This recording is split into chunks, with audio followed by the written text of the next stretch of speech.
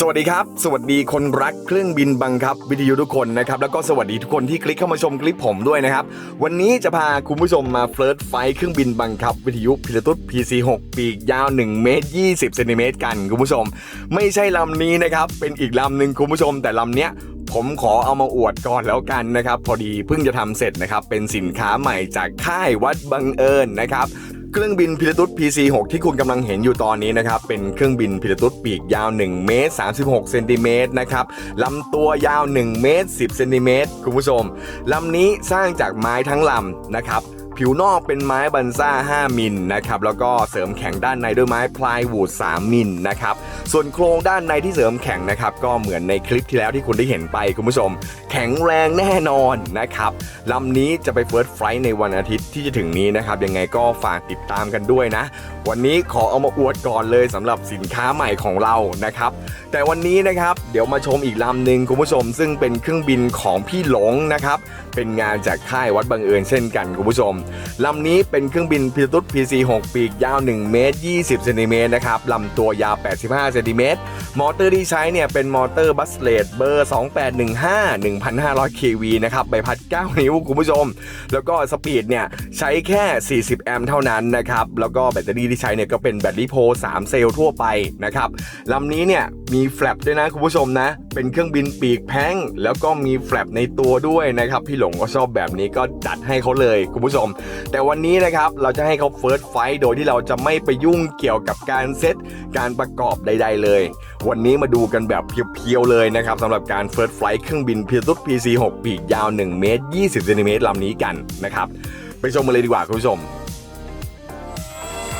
นี่ครับเครื่องบินพิลตุส PC6 ค่ายวัดบังเอิญลำนี้ปีกเมตร20นะครับมีแฟลปด้วยคุณผู้ชมเดี๋ยวมาลองดูกันเรทเยอะไปเปล่าพี่หลงไม่เยอะเนาะครับผมไปเลยปล่อยเลยเนี่ย Air Foil Cark Y ของเรานะครับ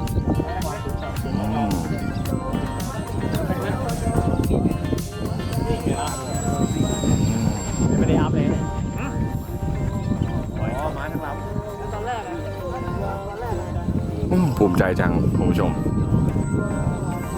หนักกว่าปล่อยไอ้นี่ดีนะบินง่ายไหมครับพี่หลงไม่ได้อัพอะไรเลยเนี่ย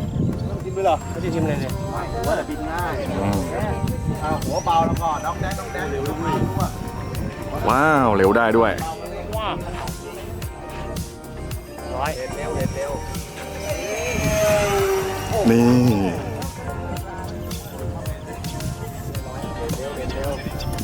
ใจแล้วเอาอยู่แล้วเฮ้ย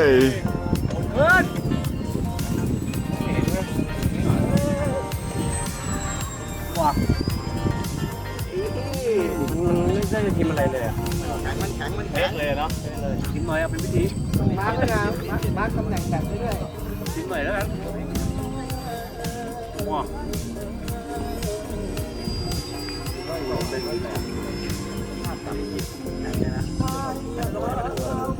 นี่ครับคุณสมบัติของมันคุณผู้ชม Air Foil นะครับ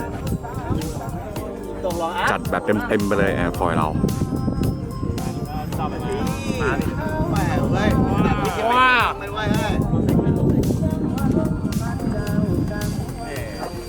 ขอท่านโค้งกับพิเศษหน่อยดิ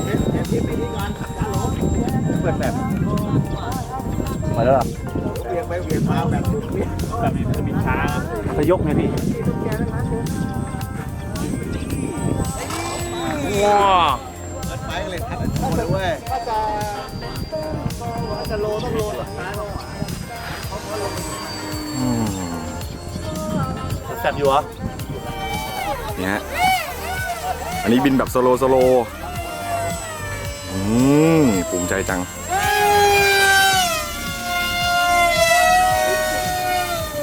น้ำหนักอยู่ที่ประมาณ 1.3 กิโลกรัมนะครับค่อนข้างหนักเลยลำนี้นะครับแต่แอร์ฟอยล์เราเป๊ะอยู่แล้วคุณผู้ชมนี่ได้หัวเห็นอยู่